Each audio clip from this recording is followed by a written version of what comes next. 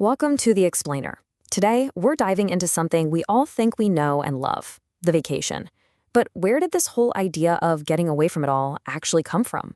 Well, the answer is way more recent and honestly a lot weirder than you'd probably guess. I mean, you know the feeling, right? That pull to just pack your bags, see something new, collect some memories. But here's the thing, this whole ritual is a surprisingly modern invention. That feeling, that desire to get away, it literally had to be created.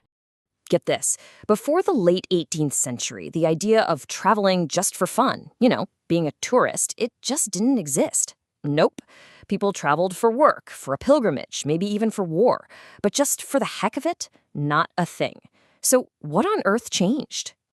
So what was that big shift? Well, it all comes down to a fundamental change in why people traveled. It was a move away from collecting facts to collecting feelings. And you can see this change happen almost in real time through the eyes of two different men exploring the exact same landscape just 55 years apart. Okay, check this out. In 1732, the famous botanist Linnaeus goes through Sweden, and what does he see? Data. He's looking at soil conditions, plants, useful stuff. But then, in 1787, this other guy, Jonas Carl Linner Helam, takes the same trip. And he sees something totally different. He's looking for moods, for beautiful views, for aesthetic pleasure. He wasn't collecting specimens, he was collecting experiences.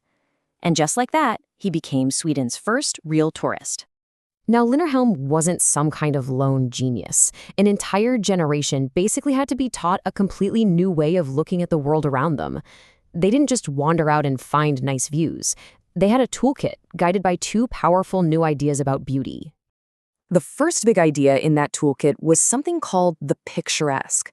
And this was like a total game changer. Suddenly, it wasn't enough for a view to just be nice. No, it had to be paintable. Nature was now being judged by the same standards as a piece of art hanging in a gallery. So tourists, led by guys like William Gilpin in England, learned how to actively hunt for these perfect, frameable scenes. People would literally carry around these little handheld mirrors called Claude glasses, just to frame a landscape and give it that perfect, painterly look. They were turning the entire world into a potential masterpiece. But you know how it is. Eventually, just looking for pretty things gets a little boring, right? It's kind of like getting tired of the same Instagram filter. The endless search for charming, paintable scenes started to feel a bit tame. Travelers started craving something bigger, something more intense, more powerful. And that craving led directly to the cult of the sublime. The whole goal shifted. It wasn't about finding a landscape that was just pleasant anymore. Now, you wanted a landscape that was overwhelming. Travelers started seeking out experiences that made them feel tiny, that reminded them of these huge forces in nature that were way, way bigger than them. And the absolute ultimate sublime attraction? The waterfall. Places like Niagara Falls became global icons. You had travelers like Linner Helam going back to the same waterfall over and over, actually hoping to be rendered speechless. The point wasn't to capture a pretty picture anymore. The point was to be totally blown away by awe. So once these new desires, the hunt for the picturesque and the search for the sublime, were locked in, you know what happened next. An entire industry popped up to package, sell, and deliver these experiences. The vacation machine was officially being built. And you can just see the whole thing evolving. It starts off simple, right? People bringing back souvenirs, like little pieces of lava from a volcano. Then it gets official.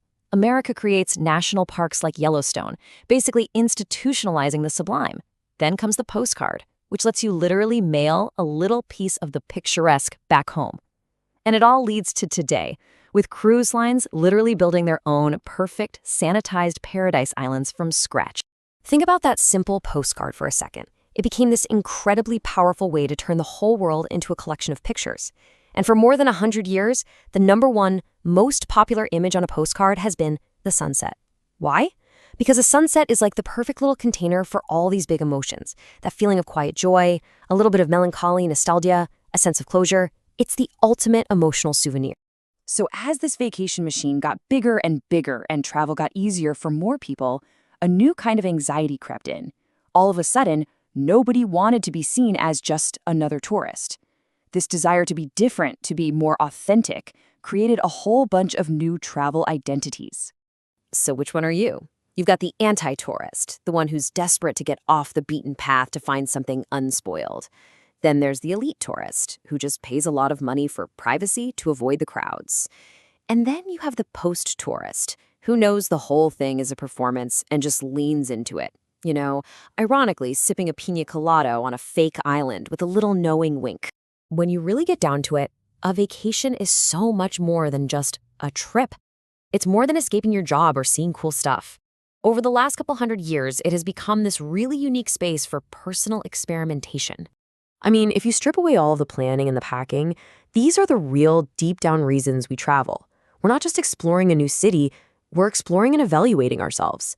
We go on vacation to see who we are when our daily life is stripped away, when we can act with a few less rules and maybe test drive a new version of ourselves. That's what it is. A vacation is a cultural laboratory. It's a place where we get to practice these really important skills of daydreaming and mind traveling. We step outside our normal routine and into this space where we can explore who we might want to become, even if it's just for a week. So the next time you're planning a trip, look past the hotels and the flights for a second and just ask yourself this. Are you just trying to escape your life? Or are you running an experiment in it? Because the modern vacation, it wasn't just built for rest. It was built for reinvention.